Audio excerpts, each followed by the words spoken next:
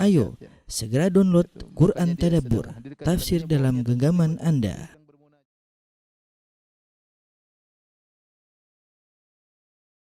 Bismillahirrahmanirrahim. Assalamualaikum warahmatullahi wabarakatuh. Alhamdulillahi ala ihsanih wa syukru lahu ala taufiqihi wa amtinanih wa asyhadu an la ilaha illallah wahdahu la syarika lahu ta'ziman li sya'ni wa asyhadu anna Muhammadan abduhu wa rasuluhu da'ila ridwani. Allahumma salli alaihi wa ala alihi wa ashabihi wa ikhwani. Ikhwan dan akhwat, para jamaah Masjid Tarbiyah Cilandak yang dirahmati Allah Subhanahu wa taala, demikian juga para peserta di Zoom ya, yang dirahmati Allah Subhanahu wa taala. Kita melanjutkan bahasan kita tentang kejadian-kejadian setelah perang Khaybar ya. Di antara peristiwa-peristiwa yang terjadi setelah perang Khaybar adalah kisahnya Al-Hajjaj bin Ilat. Al-Hajjaj bin Ilat disebutkan sebagaimana dari Anas bin Malik radhiyallahu taala anhu, beliau berkata, tatkala Rasulullah sallallahu alaihi wasallam menaklukkan kota Khaybar, maka Al-Hajjaj bin Ilat berkata, "Wahai Rasulullah, sungguhnya aku punya harta di Mekah yang aku tinggalkan di sisi istriku ya, dan juga hartaku yang terpencar-pencar di para pedagang di kota Mekah ya. Maka izinkanlah aku, wahai Rasulullah, agar aku datang ke Mekah, agar aku mengambil hartaku sebelum mereka mengetahui aku sudah masuk Islam. Dan aku tidak mungkin aku mengambil hartaku kalau mereka tahu Islamku. Maka izinkanlah aku ya Rasulullah ya, agar aku mengucapkan apa yang aku kehendaki. Fa ana fi hillin in niltu minka aw qultu syai'an. Aku berharap kalau aku ngomong sesuatu tentang kamu, tentang engkau wahai Rasulullah, engkau halalkan ya. Maka Rasulullah SAW mengizinkan Al-Hajjaj bin Ilat untuk mengucapkan apa yang dia kehendaki. Ini kisah seorang sahabat namanya Al-Hajjaj bin Ilat As-Sulami radhiyallahu anhu. Dia dulu tinggal di kota Mekah dan orang-orang Quraisy belum tahu dia masuk Islam ya. Sementara dia punya harta masih di sana ya. Kalau dia ketahuan masuk Islam, tentu dia tidak akan bisa mengambil hartanya. Apalagi sebagian hartanya terpencar-pencar di para pedagang Quraisy ya. Dia harus nagih kepada mereka. Kalau mereka tahu dia masuk Islam, tentu tidak mungkin dikasihkan kepada dia. Maka dia minta izin kepada Nabi, "Ya Rasul, saya boleh enggak ngomong yang saya sukai di sana? Nanti kalau ketemu mereka saya ngomong yang saya inginkan. Mungkin bisa jadi saya akan mencela engkau wahai Rasulullah. Saya harap engkau menghalalkan." Rasulullah izinkan. Kita tahu al-harbu khid'ah ya, bahwasanya namanya peperangan adalah tipuan, dan kita tahu kaum muslimin berperang dengan orang-orang Quraisy. Qala Al-Hajjaj berkata, maka aku pun pergi menuju ke Mekah. Sampai ketika aku tiba di Mekah, aku dapati suatu tempat namanya Thaniyatil Baydha. Aku menemukan beberapa orang lelaki dari kaum Quraisy. Mereka sedang menunggu-nunggu kabar tentang apa yang terjadi ya. Mereka tanya tentang bagaimana kabar tentang Rasulullah. Mereka telah sampai kabar kepada mereka bahwasanya Rasulullah SAW keluar dari kota Madinah menuju Khaybar. Mereka tidak tahu apa yang terjadi ya. Apakah Rasulullah SAW melawan orang Yahudi menang atau kalah? Sehingga mereka bertanya-tanya kepada Ar-Rukban. Kalau ada orang datang, mereka tanya ya. Bagaimana kabar yang sungguhnya, apa yang terjadi kepada Muhammad, bagaimana kaum muslimin? Tatkala mereka lihat aku, mereka berkata, ini Al-Hajjaj. Al-Hajjaj baru datang. Nah, dia pasti punya berita tentang Muhammad. Ya. Wallahi al-khabar. Tentu dia punya berita. Dan mereka tidak tahu tentang bahwa kata Al-Hajjaj. Mereka tidak tahu aku sudah masuk Islam. Maka mereka pun datang, mereka berkata, akhbirna fa innahu qad balagana anna Muhammadan qad sara ila Khaybar. Wahai Al-Hajjaj, kabarkanlah kepada kami apa yang telah terjadi. Sungguhnya telah sampai kabar kepada kami Muhammad telah pergi ke Khaybar. Maka Al-Hajjaj berkata, "Qad balagani dzalik." Aku pun telah sampai kabar kepadaku bahwasanya Muhammad pergi Khaybar. Wa indi minal akhbari ma yasurrukum, dan saya punya kabar yang insyaallah ya, akan menyenangkan kalian. Fa atafu bihi wa amsaku naqatahu wa hum yaquluna ya. Dia bikin penasaran. Kata dia, ada kabar, saya punya kabar. Kalian pasti senang kalau dengar kabar ini. Mereka segera datang, mengelilingi Hajjaj, kemudian mereka pegang tali kekang ontanya. Kata mereka, ya Hajjaj, kabar apa itu? Beritahukan kepada kami. Penasaran mereka. Akhirnya Hajjaj berkata, dia bohong, dia berkata huzima Muhammadun hazimatan lam tasma'u bimithliha qat. Muhammad telah kalah dengan kekalahan yang kalian tidak pernah mendengar kekalahannya seperti itu sebelumnya. Wa qutila ashabuhu qatlan lam tasma'u bimithli qattun. Dan teman-teman Muhammad telah dibunuh. Kalian tidak pernah mendengar bagaimana terbunuhnya mereka sebelumnya seperti ini. Wa usira Muhammadun, dan Muhammad telah ditawan. Namun orang-orang Yahudi Khaybar berkata, la naqtuluhu hatta nab'atha bihi ila ahli Makkah. Kita jangan dulu bunuh Muhammad. Kita kirim Muhammad ke kota Makkah dulu. Fayaqtuluhu, biarkan orang-orang Quraisy di Makkah membunuhnya baina azhurihim. Ya, agar dibunuh Muhammad di tengah-tengah mereka, biman kana ashaba min rijalim. Demikian juga orang-orang yang ditangkap bersama Muhammad. Ya, dan mereka gembira ketika mendengar kabar ini, padahal ini hoax ya. Dan mereka senang, mereka menanti-nanti kapan tewasnya Muhammad sallallahu alaihi wasallam. Dan inilah perkara yang sangat mungkin karena mereka tahu bagaimana Khaybar yang begitu hebat dengan 9 bentengnya ya, dengan kekuatan perang, kekuatan tempur orang Yahudi, dengan pasukan yang banyak. Kalau Muhammad kalah wajar ya, mereka tidak ragu ya. Faqamu wa sahu bi Makkah. Kemudian mereka pun segera pergi, kemudian mereka pergi ke Mekah, turun ke tengah kota Mekah, mereka berteriak-teriak. Wa qalu, mereka berteriak, mereka berkata, qad ja'akumul khabar, telah datang kepada kalian berita yang menggembirakan. Hada Muhammadun innama tantazirun an yaqduma bihi alaikum. Ini Muhammad, kalian tunggu saja, sebentar lagi Muhammad akan dibawa kepada kalian. Fayuqtal baina adhirukum, lantas dia akan dibunuh di tengah-tengah kalian.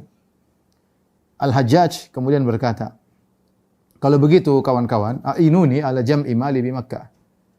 Wa ala ghurama'i fa inni uridu an aqduma Khaybar fa ashtari min falli Muhammadin wa ashabihi qabla an yasbiqani tujjaru ila ma hunalik. Kata dia, kawan-kawan, kalau gitu bantu aku dong. Aku pengin beli barang-barang. Kan Muhammad telah dikalahkan oleh Yahudi Khaybar. Mereka tentu banyak gonima-gonima yang mereka dapatkan dari Muhammad dan teman-temannya. Aku ingin beli sebelum para pedagang lain datang beli dari orang-orang Yahudi. Tolong bantu aku kumpulkan hartaku. Kebetulan hartaku banyak di para pedagang di antara kalian. Ya, aku ingin kumpulkan mereka. Oh, mereka semangat ya. Ya. Mereka semangat. Maka mereka merasa berterima kasih. Fajama'u li mali ka ahthi jam'in sami'tu bihi. Mereka kumpulkan semua hutang-hutang orang kepadaku, dikumpulin semua, semangat, kasih Hajjaj, Al-Hajjaj. Waji'tu imra'ati, aku pun datang kepada istriku, istrinya mungkin belum tahu juga dia masuk Islam.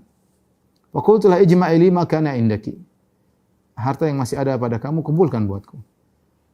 Fa inni uridu an ashtari min falli Muhammadin wa ashabihi fa innahum qad istubihu wa usibat amwaluhum. Ya, aku ingin dengan hartaku aku ingin beli barang-barang yang dirampas oleh orang-orang Yahudi dari Muhammad dan teman-temannya. Mana hartaku? Istrinya pun kelihatannya masih kafir dan dia pun membohongi istrinya.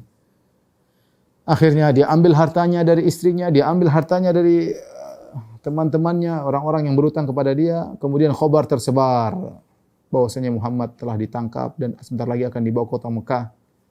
Orang musyrikin pun gembira, mereka gembira, senang ya. Sementara sebagian sahabat yang masih ada di kota Mekah yang tidak bisa berhijrah, mereka menjadi sedih ya. Adapun Al-Abbas bin Abdul Muttalib, paman Nabi sallallahu alaihi wasallam. Al-Abbas bin Abdul Muttalib ini seorang yang sangat menakjubkan. Dia ini orang yang sangat sayang kepada Nabi sallallahu alaihi wasallam. Bahkan sejak awal ketika selalu membela Nabi sallallahu alaihi wasallam. Bahkan ketika Nabi sallallahu alaihi wasallam ingin berhijrah ke kota Madinah, kemudian terjadi Bai'atul Aqabah. Orang-orang Madinah datang, Hajjaj yang menemani Nabi. Dan dia masih kafir, masih musyrik. Dia bilang, kalian serius enggak ini bawa ponakanku ke sana? Kalau serius bawa, kalau enggak, enggak usah, biar dia di sini saja. Kami akan jaga dia, kami Bani Hashim akan jaga dia. Ya, dia membela Nabi dan dia sayang kepada Nabi dan dia tahu bagaimana, dan dia adalah pamannya Nabi sallallahu alaihi wasallam dari Bani Hashim dan mereka sangat sayang kepada Rasulullah sallallahu alaihi wasallam. Ketika dia mendengar isu bahwasanya Al-Hajjaj telah memberi kabar bahwasanya Muhammad telah ditangkap, telah kalah, maka dia pun sangat sedih. Dia sangat sedih ya. Dia masih musyrik. Dan dia masuk Islam ketika tahun 8 Hijriah. Tapi dia sering mengirim surat kepada Nabi sallallahu alaihi wasallam, termasuk ketika orang-orang musyrikin akan berperang dalam perang Uhud, berangkat dari kota Mekah menuju Madinah, dia pun kirim surat kepada Rasulullah. Ya, tapi dia masih musyrik. Maka dia kirim budaknya kepada Al-Hajjaj bin Ilad. Ya, tanyakan kepada Al-Hajjaj, apa yang telah terjadi? Ya, apa yang kau ucapkan tentang berita Muhammad? Ya. Kemudian Al-Hajjaj berkata kepada budaknya, "Iqra ala Abil Fadl as-salam." Sampaikan salamku kepada Abul Fadl. Abul Fadl maksudnya Al-Abbas bin Abdul Muttalib. Anaknya namanya Al-Fadl bin Abbas. Sampaikan salamku kepada Al-Abbas. Wa qul lahu falyukhli li fi ba'dhi buyutihi li atiyahu. Bilang sama dia, ya. Saya ingin ngomong sama dia berdua. Hendaknya dia bersendirian di salah satu rumahnya, aku akan datang. Al-Abbas bin Abdul Muttalib orang kaya, mungkin dia punya rumah beberapa. Bilang sama Al-Abbas, hendaknya dia bersendirian di sebuah rumahnya dan aku akan datang kepadanya. Fa innal khabar ala ma yasurruhu. Sampaikan kepada dia, kabar yang akan aku sampaikan kepada dia akan menyenangkan dia, akan bahagiakan dia. Maka sang budak pun melapor kepada Al-Abbas. Ya. Ketika sang budak sampai di depan pintu, sang budak langsung berkata, "Abshiri ya Abul Fadl." Bergembiralah wahai Al-Abbas, Abul Fadl. Fa wasaba Al-Abbas farihan hatta qabbala baina ainaihi. Fa akhbarahu ma qala Al-Hajjaj fa ataqahu.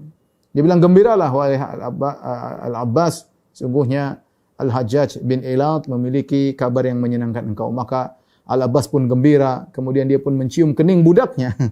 Kemudian dia merdekakan saking gembira, ya. Berarti ya, berita dia tahu bahwasanya berita Muhammad ditangkap semua tidak benar. Kemudian akhirnya Al-Abbas bin Abdul Muttalib paman Nabi ini bersendirian di sebuah rumahnya, maka Al-Hajjaj pun datang. Al-Hajjaj bin Ilat As-Sulami radhiyallahu anhu datang kepada Al-Abbas. Kemudian dia kabarkan cerita seluruhnya. Dia mengatakan ceritanya bukan demikian. Yang benar adalah Rasulullah SAW telah berhasil menaklukkan Khaybar. Rasulullah telah mengambil ghanimah dari mereka. Ya. Kemudian telah terbagi pembagian ghanimah. Ya. Dan Rasulullah SAW telah memilih Safiyah bintah Huyai. Maka dia pilih Safiyah binti Huyai untuk dirinya, dan Rasulullah suruh Safiyah untuk memilih apakah dimerdekakan atau akan menjadi istrinya, ya. Dan silakan kalau merdeka silakan pulang ke rumah keluarganya, tapi ternyata Safiyah memilih untuk dimerdekakan dan untuk menjadi istri Rasulullah SAW. Tapi aku ke sini sebenarnya aku ingin mengambil hartaku, ya. Dan aku ingin bawa kabur hartaku, ya. Maka aku minta izin kepada Rasulullah SAW untuk mengucapkan apa yang aku kehendaki. Ya, fakhfi anni thalathan, wahai Al-Abbas, tolong jangan sebarkan berita ini, sembunyikan dariku sampai 3 hari. Ya, 3 hari, saya mau kabur dulu. Ya. Sumadzkur ma badalak, setelah 3 hari silakan kau ngomong yang kau sukai. Akhirnya, ya, fajama'at imra'atuhu makana indaha min huli wa mata' fajama'atuhu fadafa'tu ilaihi thumma inshamara bihi. Kemudian si istrinya harta semua sudah dikumpulkan lah, harta yang masih tersisa milik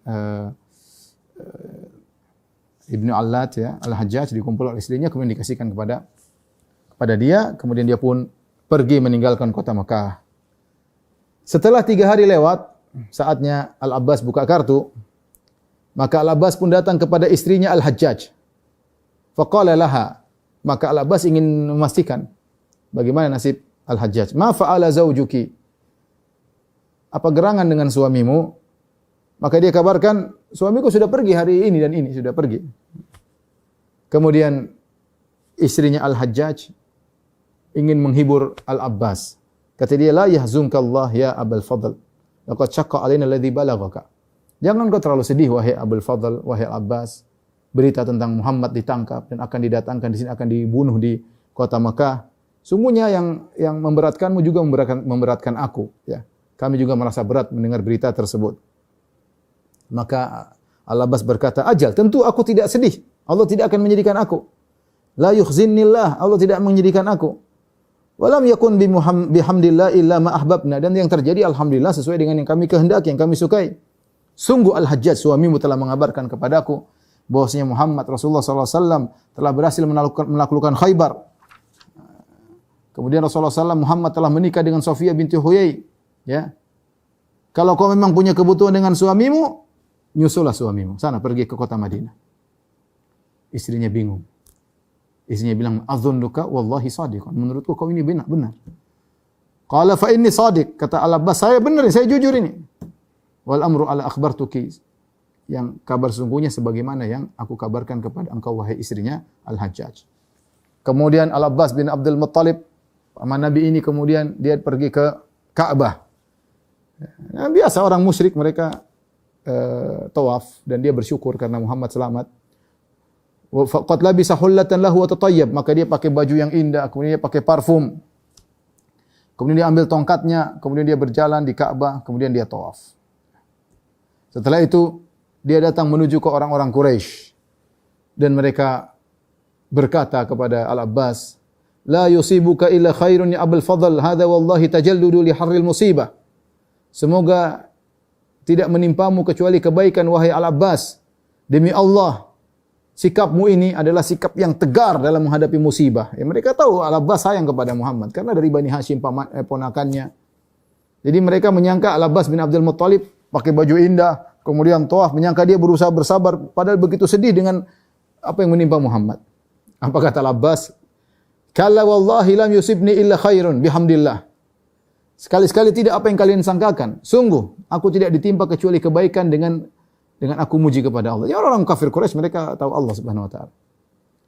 Kemudian dia bongkar kartu. Wa qad akhbarani Al-Hajjaj bin Ilat anna Khaybar qad fataha Allah ala rasulih.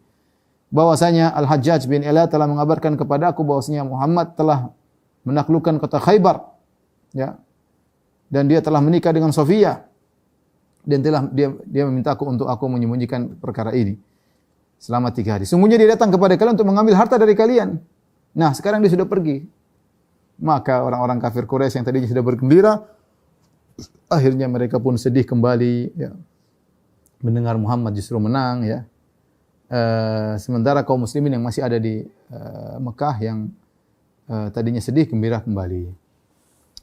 Taib, peristiwa berikutnya, ketika Rasulullah SAW pulang dari Khaybar sampai ke kota Madinah, ya, Rasulullah SAW mendapati istrinya Ummu Habibah. Ummu Habibah sudah kita katakan Rasulullah SAW menikah dengan dia ketika dia masih di Habasyah. Rasulullah SAW kirim utusan kepada Najasyi untuk menikah dengan Ummu Habibah. Kenapa? Karena Ummu Habibah Ramlah bintu Abi Sufyan, suaminya meninggal. Ubaidillah bin Jahsyin radhiyallahu taala anhu, ya. Dan ketika itu akhirnya mereka pulang menuju kota Madinah bersama rombongannya Ja'far bin Abdul Muttalib.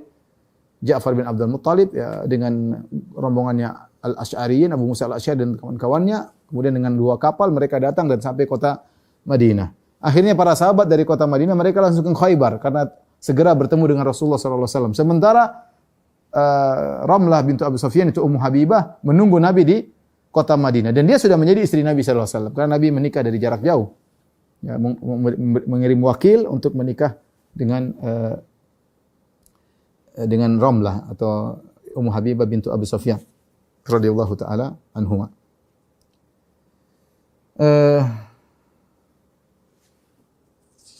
Timbul pertanyaan, ya, bagaimana dengan nasib dari suaminya Ubaidillah bin Jahsyin, ya, Ubaidillah bin Jahsyin. Maka ada khilaf di kalangan para ulama. Sebagian ulama berpendapat bahwasanya Ubaidillah bin Jahsyin, yaitu suaminya Ramlah bintu Abi Sufyan, Ummu Habibah, tadinya dia berhijrah ke negeri Habasyah untuk meninggalkan orang-orang Mekah yang mengintimidasi, berbuat kezaliman kepada orang-orang Mekah, ya. Sehingga dia pun pergi berhijrah ke negeri Habasyah bersama istrinya. Sampai di negeri Habasyah ternyata dia tertarik dengan agama Nasrani. Kemudian tanassar, kemudian dia masuk Nasrani, kemudian dia meninggal dalam kondisi Nasrani. Ya, ini disampaikan oleh sebagian ulama. Namun ini dibantah oleh para ulama yang lain. Yang benar bahwasanya Ubaidillah bin Jahsyin tidak ada hadis yang sahih, riwayat yang sahihah yang menunjukkan bahwasanya dia meninggal dalam kondisi Nasrani. Datang dalam sebagian riwayat melalui jalur Al-Waqidi matruk, tidak dipakai oleh para ahli hadis dalam karena dia ditinggalkan oleh para hadis. Atau datang dalam Marasil Az-Zuhri, Mursal Zuhri, dan Mursal Zuhri juga dhaif, ya. Datang juga dalam Mursal Urwah, namun juga namanya hadis mursal dhaif, ya. Sehingga yang benar bahwasanya tidak ada dalil yang menunjukkan bahwasanya Ubaidillah bin Jahsyin meninggal dalam kondisi Nasrani. Apalagi riwayat-riwayat yang sahih tidak mendukung akan hal ini, ya. Di antaranya lihat Abdullah bin Jahsyin, ya. Dia bayangkan dia tadinya termasuk Ahnaf, ya. Ahnaf termasuk orang-orang yang tidak mau beribadah kepada berhala. Ya, dia, kemudian Zaid bin Nufail, kemudian Qus bin Sa'idah, kemudian Waraqah bin Naufal. Ada beberapa yang disebut Al-Ahnaf, itu orang-orang yang hidup di zaman jahiliyah, mereka tidak mau menyembah berhala. Di antaranya Abu Dzar Al-Ghifari, ya. Intinya dia pun mencari agama sampai akhirnya dia beriman kepada Nabi Muhammad sallallahu alaihi wasallam. Kemudian dia menghadapi ujian-ujian yang ada di kota Mekah. Kemudian dia lari ke negeri Habasyah untuk menyelamatkan agamanya. Maka sulit dibayangkan sampai di sana kemudian Nasrani. Sulit dibayangkan demikian. Ya, sementara dia telah sejak awal sudah bertauhid.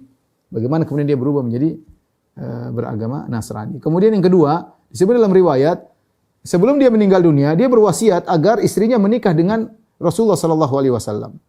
Nah, kalau benar dia Nasrani kemudian dia mencaci maki Nabi, ngapain dia menyuruh istrinya kalau saya meninggal nikahlah dengan Rasulullah sallallahu alaihi wasallam? Maka ini suatu hal yang sangat jauh ya, sangat jauh ya. Kemudian juga Ummu Habibah ketika menikah dengan Nabi, dia pun tidak cerita suaminya ternyata masuk Nasrani. Tidak ada hadis sahih yang menjelaskan dia menceritakan bagaimana kejadian suaminya yang masuk Nasrani. Tidak ada. Tidak ada.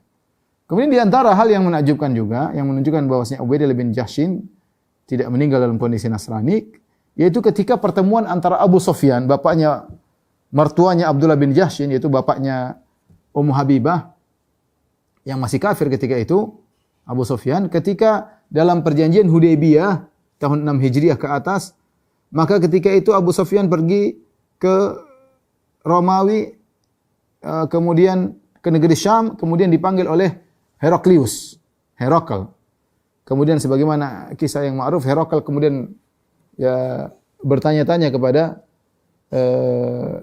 Abu Sufyan tentang ciri-ciri Muhammad sallallahu alaihi wasallam, tentang nasabnya, siapa yang paling dekat nasabnya, kata Abu Sufyan saya, tentang bagaimana pengikutnya, tentang bagaimana dakwahnya, apa yang dia perintahkan, apakah dia dulu punya bapak dari keturunan raja, dan macam-macam. Di antara pertanyaannya, apakah ada dari pengikutnya yang murtad, ya, setelah masuk iman ke dalam hatinya kemudian dia murtad, ya, maka Abu Sufyan mengatakan tidak ada.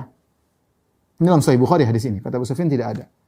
Seandainya dia tahu menantunya Ubaidillah bin Jahshin masuk Nasrani, dia pasti akan mengabarkan. Dan Abu Sufyan mengatakan, saya berusaha mencari celah buat Muhammad tapi saya tidak dapat. Padahal di antara pertanyaan Heraklius, apakah ada dari pengikutnya yang masuk kemudian murtad ketika itu? Ya, kalau ternyata Ubaidillah bin Jahshin murtad, tentu mertuanya Abu Sufyan tahu dan dia pasti akan menjadikan ini sebagai bahan untuk menjawab pertanyaan Heraklius. Namun Abu Sufyan mengatakan tidak ada. Ya. Ini semua dalil menguatkan bahwasanya Ubaidillah bin Jahshin meninggal dalam kondisi Muslim. Ya. Ya. Ubaidillah bin Jahshin. Dan dia adalah saudaranya Abdullah bin Jahshin dan saudaranya Zainab bintu Jahshin, istri Nabi sallallahu alaihi wasallam. Dan ini yang dikuatkan oleh para ulama bahwasanya di antaranya Az-Zahabi, ya, bahwasanya yang benar Ubaidillah bin Jahshin tidak meninggal dalam kondisi Nasrani, tapi dalam kondisi asalnya adalah seorang yang Muslim. Ya. Baik, di antara kejadian setelah perang Khaybar adalah perang Ghazwatu Dzatir Riqa, perang Dzatur Riqa. Ya.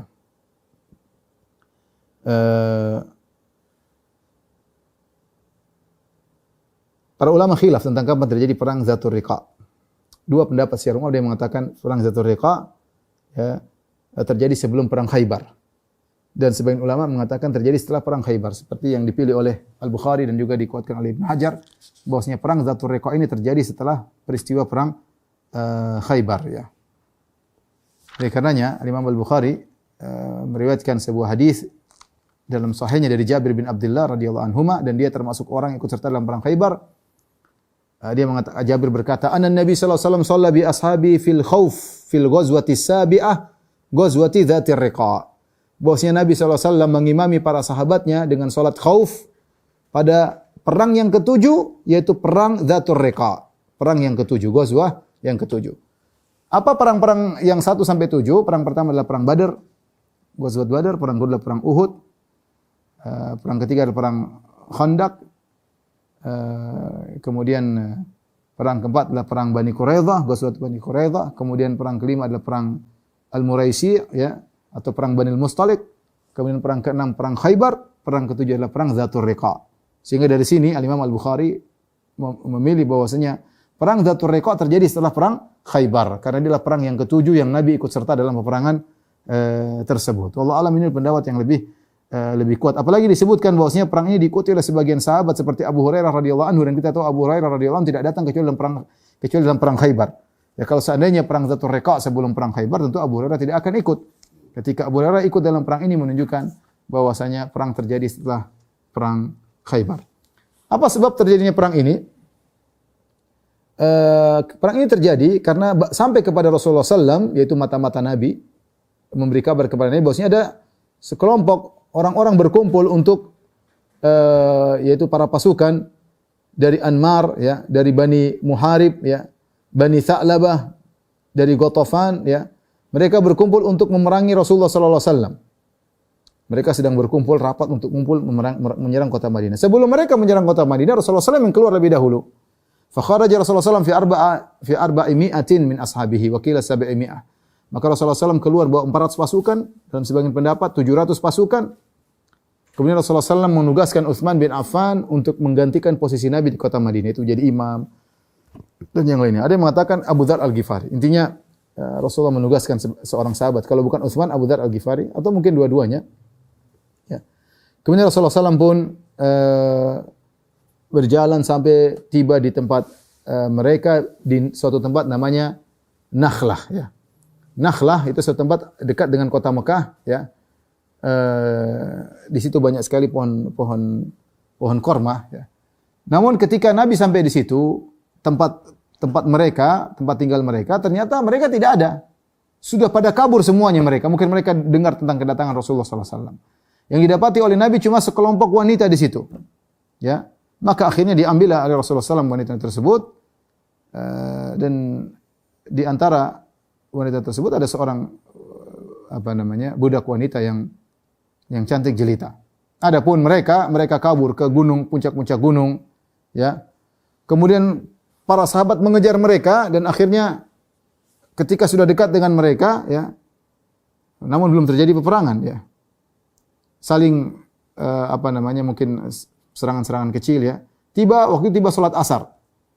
Maka Rasulullah SAW pun khawatir mereka akan menyerang Nabi dan pasukannya tiba-tiba, maka Rasulullah SAW pun salat dengan salat khauf. Salat khauf ada berbagai macam model, di antaranya intinya Rasulullah SAW salat dengan sebagian salat biasa, sebagian berdiri untuk mengawasi. Nanti kalau sudah satunya berdiri, yang satunya baru kemudian ruku dan sujud. Jadi saf dibagi dua, sehingga tidak ada yang semuanya ruku, tidak ada yang semuanya sujud. Sebagian saf ada yang ruku, satu tetap berdiri untuk mengawasi. Ini salat darurat, namanya salat khauf, ya. Intinya kemudian ternyata tidak terjadi peperangan dan mereka kabur, dan Rasulullah SAW akhirnya ketika mereka tidak ada kabur semuanya, Rasulullah SAW balik ke kota Madinah, dan total perjalanan 15 hari.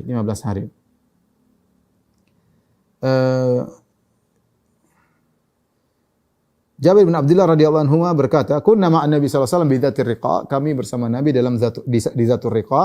Wa uqimatis salat fa shalla Rasulullah sallallahu alaihi wasallam bi ta'ifatir raq'ataini tsumma ta'akharu. Jabir menceritakan tentang cara sifat salat khaufnya Nabi. Rasulullah SAW salat 2 rakaat, ya, bersama sekelompok, ya. Kemudian yang kelompok, jadi dua kelompok. Kelompok pertama berjaga, tidak ikut salat. Rasulullah SAW ikut dengan sebagian kelompok. Kemudian setelah 2 rakaat selesai, kelompok ini pergi berjaga, maka kelompok yang belum salat bersama Nabi sallallahu alaihi wasallam. Dan ini menunjukkan bagaimana perhatian Nabi sallallahu alaihi wasallam dalam salat khauf sampai dalam kondisi peperangan. Rasulullah SAW tetap berusaha untuk salat berjamaah dengan para sahabat, ya. Maka Rasulullah SAW 4 rakaat, sementara mereka 2 rakaat. Ketika Rasulullah SAW akhirnya tidak menemukan peperangan, tidak menemukan perlawanan, bahkan mereka semua kabur, maka Rasulullah SAW pun pulang. Ketika jalan pulang terjadi beberapa kejadian. Di antaranya tadi telah kita sebutkan, di antara wanita-wanita yang ditangkap oleh Nabi sallallahu alaihi wasallam pasukannya, ada seorang wanita yang cantik jelita, ya. Ketika Rasulullah SAW menuju kota Madinah, ternyata suaminya datang. Ya, tadi suaminya tidak ada di situ dan dia tahu istrinya diambil, ya. Namanya perang, yang ditangkap jadi tawanan, ya. Maka suaminya pun berusaha untuk dia bersumpah, aku tidak akan berhenti sampai aku melukai Muhammad, ya. Ya, atau aku akan menumpahkan darah sahabat-sahabat Muhammad. atau aku akan menyelamatkan istriku. Maka dia pun diam-diam dia mengikuti jejak kaum muslimin. Sampai Rasulullah SAW pun singgah di satu tempat di Syi'ib. Syi'ib itu jalan di antara gunung-gunung. Jalan di antara gunung-gunung. Jadi semacam ada tempat bagus untuk menginap di situ, tapi ada lubang. Lubang itu dari arah mulut gunung ya. Maka Rasulullah SAW pun berkata, "Man rajulun yakla'una lailatan hadhihi." Siapa yang mau jaga kami di malam hari ini ya. Maka berdirilah Ammar bin Yasir dan Abbad bin Bishr, dua orang ini radhiyallahu anhuma. Ammar bin Yasir dan Abbad bin Bishr. Mereka berdua berkata, "Nahnu ya Rasulullah, kami akan menjaga pasukan." Maka Nabi berkata, "Fakuna fi fami sya'bi." Fi fami sya'bi. Hendaknya kalian berdua berjaga di mulut lorong tersebut. Jadi sya'b artinya lorong di antara gunung-gunung ya. Ada posisi bagus mereka istirahat ya, tapi berjagalah di mulut, di bibir dari lorong tersebut ya, karena disitulah musuh bisa masuk ya. Akhirnya para sahabat istirahat. Dua orang ini bertugas untuk menjaga-jaga ya. Ya, dan kita tahu bahwasanya ini adalah pekerjaan mulia, yaitu menjaga ya, begadang untuk menjaga keselamatan para pasukan. Maka akhirnya Al-Abbad berkata kepada Ammar bin Yasir, "Ayul laili ahabbu ilaika an akfikahu awalahu am akhirahu?" Kata Abbad kepada Ammar, "Wahai Ammar, kau ingin mana yang tugasku yang mana? Awal malam atau akhir malam, terserah engkau." Kata Ammar, "Ikfini awalahu." Ya. Ya sudahlah, kau jaga di awal malam saja, aku nanti bagian tengah malam. Akhirnya Ammar tidur, ya, bagian Ammar tidur. Abbad bin Bishr dia berjaga di awal malam, kemudian dia pun salat. Dia salat malam. Subhanallah ya. Bagaimana para sahabat. Wa atar rajul, maka orang tadi, suami dari wanita yang cantik jelita tadi, dia pun datang ketika dia melihat di mulut Syi'ab ya, lorong tersebut, dia melihat ada seorang Abbad ya, dia tahu itu adalah penjaga dari pasukannya Muhammad ya. Dan Abbad sedang salat, Abbad bin Bishr sedang salat. Faramahu bisam, maka dia pun panah Abbad bin Bishr, maka kena, entah kena bagian mana.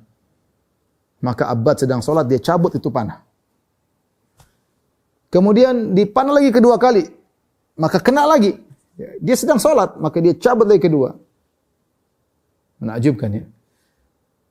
Faramahu rajul, kemudian dia panah lagi ketiga, kena, dan dia cabut lagi, Abbad mencabut. Kemudian dia pun rukuk, kemudian dia sujud.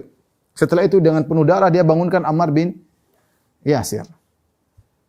Faqala ijlis faqad utitu. Kata dia, duduk, kau duduk, aku telah terkena ya. Terkena panah. Kemudian Ammar pun bangkit ya, kaget. Ya. Kemudian dilihat, oh ternyata ada orang tersebut ya. Kemudian orang itu pun kabur ya. Ammar bin berkata kepada Abbad bin Bishr, dia melihat darah yang begitu banyak, dia mengatakan, "Subhanallah. Afala ahbabtani awwala marama?" Kenapa kau tidak bangunkan aku pertama kali kau dipanah? Kata Abbad bin Bishr, lihat jawabannya menakjubkan. Dia berkata, "Kuntu fi suratin aqra'uha." Saya tadi lagi salat malam, saya lagi baca satu surat. "Falam uhibba an aqta'aha hatta unfidhaha." Aku tidak ingin motong surat tersebut sampai aku selesaikan.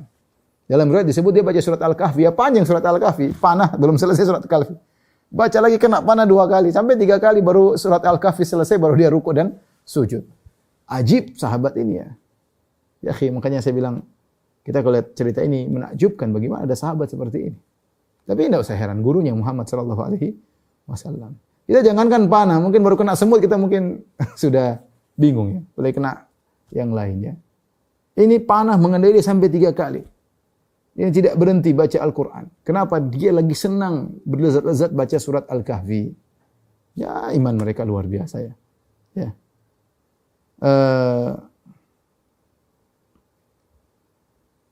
Intinya inilah yang terjadi dan perkara yang menakjubkan, dan ini dijadikan dalil oleh Imam Al-Bukhari tentang sebagian orang berpendapat bahwasanya keluar darah tidak membatalkan wudu. Keluar darah tidak membatalkan wudu, sebagaimana Abbad bin Bishr dalam kondisi berdarah terus melanjutkan salatnya. Dan demikian juga dijadikan dalil oleh sebagian orang bahwasanya darah tidaklah najis. Oleh karenanya dalam peperangan para sahabat mereka berlumuran darah dan mereka tetap salat. Mereka tidak mengganti pakaian mereka yang berlumuran darah. Di antaranya Abbad bin Bishr keluar darah dan tetap salat. Di antara kisah juga yang terjadi setelah sepulang Nabi SAW dari perang Zatir Riqa. Perang ini disebut juga dengan Ghazwatul A'ajib. Ya, sebagian ulama menamakannya dengan Ghazwatul A'ajib. Perang yang perkara-perkara menakjubkan. Kenapa? Karena terjadi perkara-perkara menakjubkan. Jadi antaranya perkara ini yang pertama. Ya. Bagaimana Abbad bin Bishr kemudian dipanah dan dia tetap bertahan. Ya. Yang kedua, kisah Ghawras bin Al-Harith. Jabir bin Abdullah bercerita, apa terjadi tentang Ghawras bin Al-Harith ini? Jabir bin Abdullah berkata, kami bersama Rasulullah SAW di Dhatur Riqa.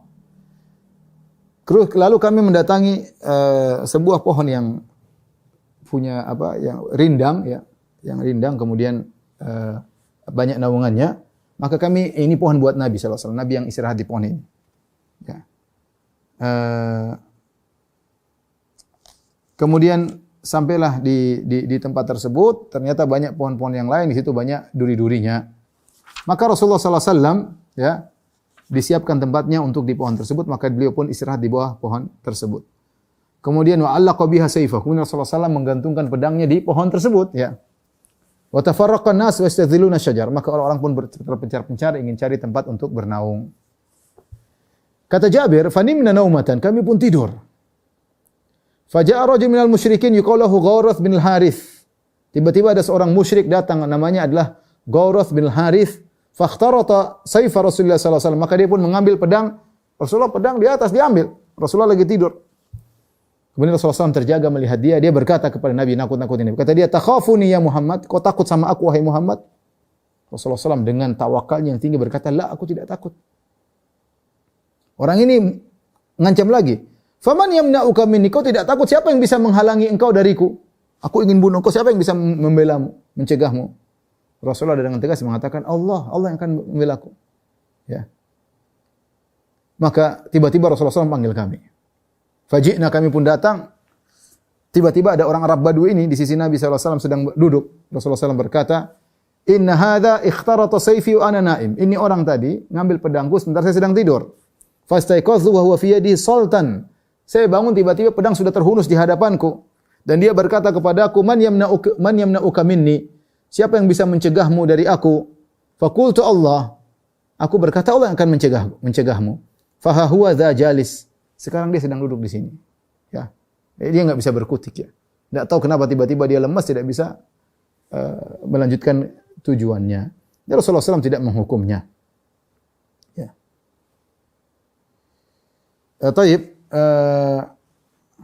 Ini di antara kejadian, ya, dan ini menunjukkan bagaimana kuatnya tawakalnya Rasulullah sallallahu alaihi wasallam, ya. Ketika ditanya, "Kau takut sama aku?" kata Nabi, "Enggak." "Siapa yang akan membelamu?" kata Nabi, "Allah Subhanahu wa taala." Dan ini juga menunjukkan Rasulullah sallallahu dijaga oleh Allah Subhanahu wa taala. Baik, kisah berikutnya, kisah yang ketiga, ini mungkin kisah yang terakhir kita sampaikan pada kesempatan kali ini adalah kisahnya Jabir radhiyallahu taala anhu, kisah yang cukup panjang dan ada beberapa faedah, ya. Di antaranya ketika Rasulullah SAW pulang dari perang Dhatur Riqa, berjalan dengan para sahabat, ya. Jabir bercerita, ya. Kita dengarkan cerita dari Jabir, ya. Ini kisah Rasulullah beli onta dari Jabir. Bagaimana kisahnya? Jabir berkata, aku keluar bersama Rasulullah SAW dalam perang Dhatur Riqa, ya. Aku naik di atas ontaku, li dhaif, yaitu jamalin li dhaif, ontaku lemah. Ya. Orang-orang berjalan dengan cepat, ontaku lambat. Falamma qafala Rasulullah SAW ja'altu rifaqa tamdi, ya. Maka ketika ja'alat rifaq tamdi, ya, maka ketika menuju pulang kota Madinah, semua rombongan jalan di luar, aku di belakang. Wa ja'altu atakhallafu, aku di belakang sampai akhirnya Rasulullah SAW mendekatiku. Ya, Rasulullah SAW perhatikan pasukan, ada Jabir bin Abdullah. Rasulullah bertanya, ini semua sudah di depan, kenapa ente di belakang? Malaka ya Jabir, ada apa dengan kau, hai Jabir? Qultu ya Rasulullah, abta'a bi jamali hadha. Ya Rasulullah, ini ontaku enggak bisa jalan, ya Rasulullah. Aku jadi terlambat. Kata Rasulullah SAW, fa'anihu. Suruh dia duduk, ya. Dudukkan onta tersebut. Diderumkan. Kemudian Rasulullah SAW kemudian juga duduk. Rasulullah SAW mengatakan, a'tini hadhil asa min yadik. Itu tongkat di tanganmu, kasihkan kepadaku. Maka Rasulullah SAW mengambil tongkat tersebut, fanakhasa biha al-ba'ir nakhasat.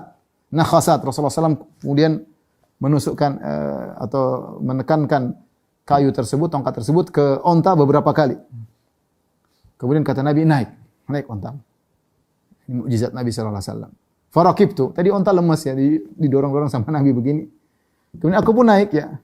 Ketika aku naik, walladzi ba'atsahu bil haqq yuwahiqu naqatahu muwahaqatan. Akhirnya onta aku bisa menyaingi onta Nabi sallallahu alaihi wasallam. Tadinya paling lemas, ternyata tiba-tiba jadi kuat.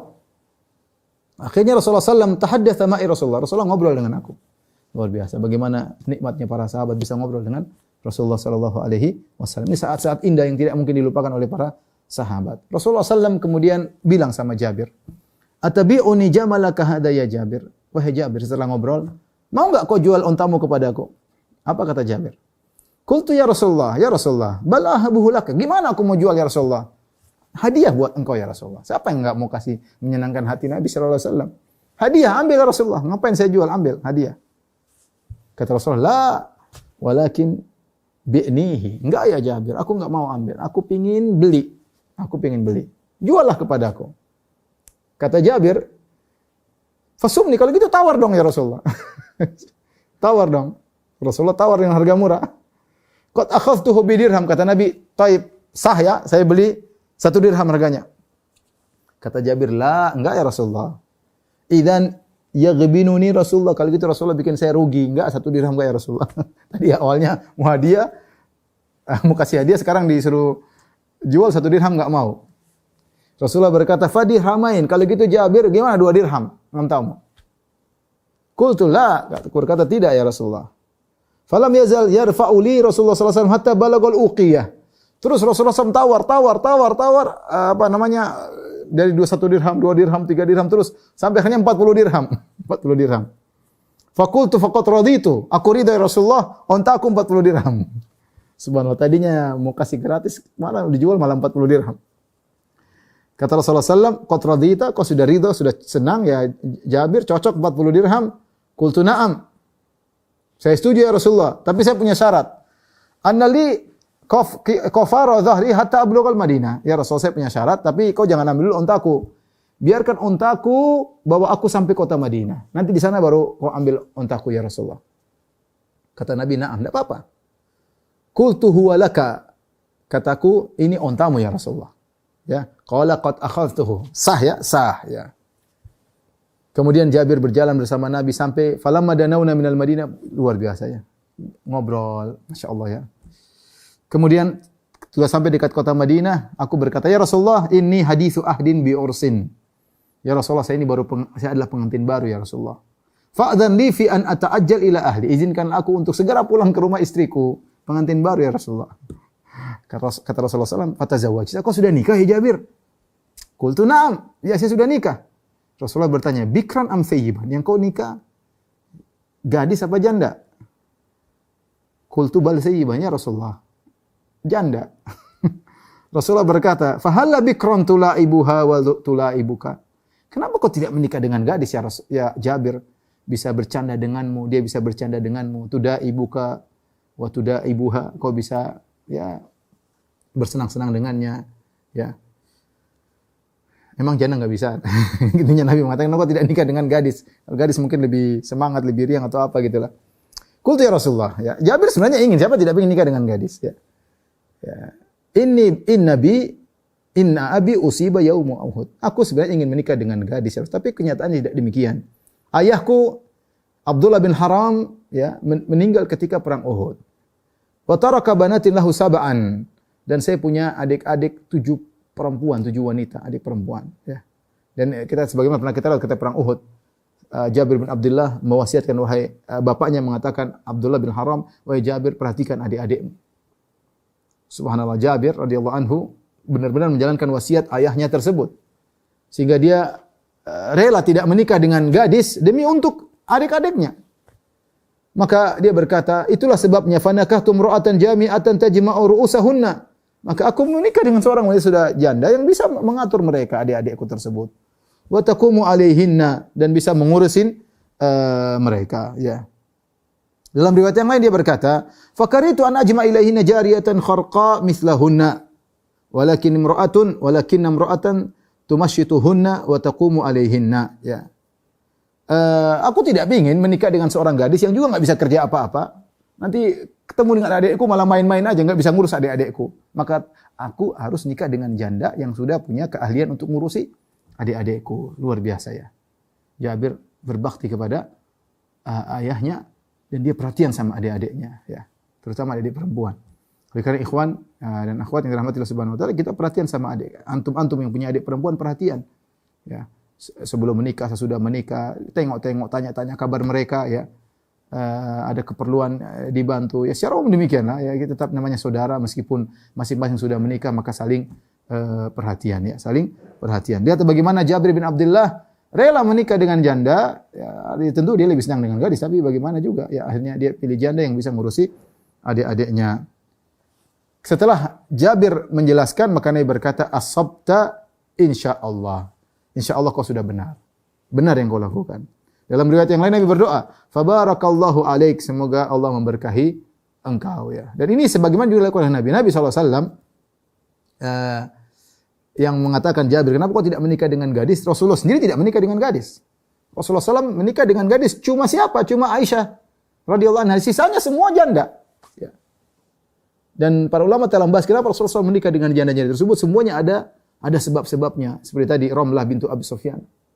Suaminya meninggal. Dia jauh sana, sentuh sedih. Bayangkan berhijrah bersama suaminya sampai di negeri Habasyah, jauh, negeri asing, bukan negeri Arab, negeri lebih miskin daripada Mekah. Tahu-tahu suaminya meninggal di sana. Rasulullah SAW dengar kabar tersebut, Rasulullah SAW segera kirim saya menikah dengan dia.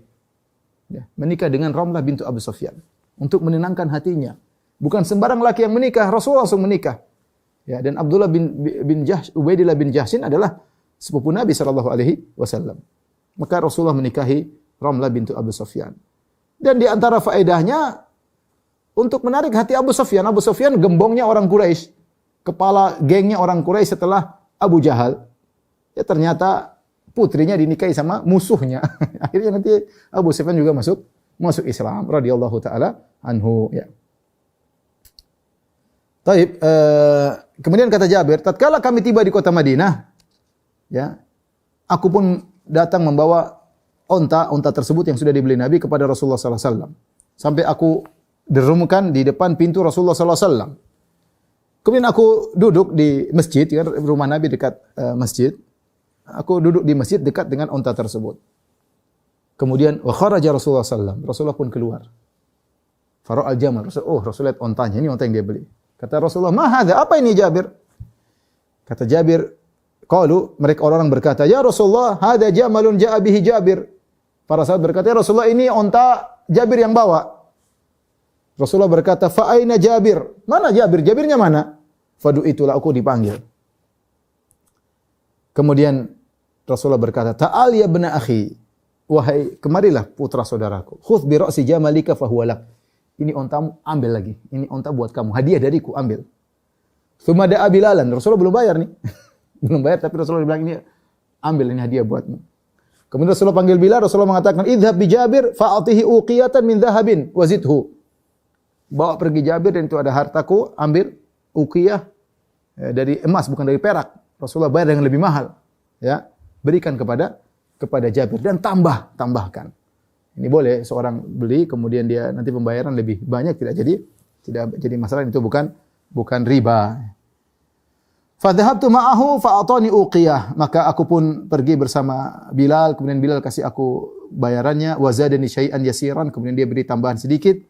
Tsumma qala Rasulullah SAW di Jabir, kemudian Rasulullah SAW berkata kepada Jabir, "Ya Jabir, aturani makastuka li akhudha jamalaka wa darahimak?" Ya Jabir, menurutmu waktu saya nawarin kamu di sana mau beli onta, kau pikir saya mau ambil ontamu, ya? Dan juga saya mau ambil dirhammu. Khudh jamalaka wa darahimaka fahuwa lak. Ini ambil ontamu, ambil duitmu. Ya.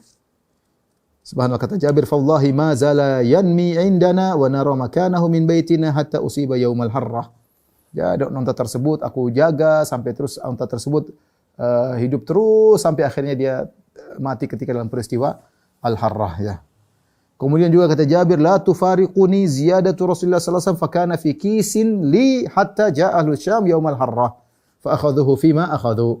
Dan yang pemberian Rasulullah pun aku jaga. Ini berkah Rasulullah yang kasih tambahan ini. Aku jaga dalam satu kantong terus. Dan selalu ada padaku sampai ketika peristiwa Harra itu peristiwa perang saudara akhirnya diambil oleh orang-orang dari Syam. Ya. Tapi dari banyak faedah yang disebutkan oleh Ibnu Hajar rahimahullahu taala, ya di antaranya seperti tawaduknya Nabi sallallahu alaihi wasallam, bagaimana dermawannya Nabi sallallahu alaihi wasallam, bagaimana Nabi berbincang-bincang dengan Jabir sahabat yang masih muda ya, dan menemani Jabir, bagaimana ada yang terlambat Rasulullah SAW dalam pasukan justru Rasulullah SAW menemani dia ya. Ini akhlak mulia dari Rasulullah sallallahu alaihi wasallam. Tapi ada dua lagi peristiwa ya. Di antaranya tentang peristiwa Afrakh al-Hummarah. Al-Hummarah adalah semacam burung kecil ya, seperti burung merpati mungkin ya, kecil ya.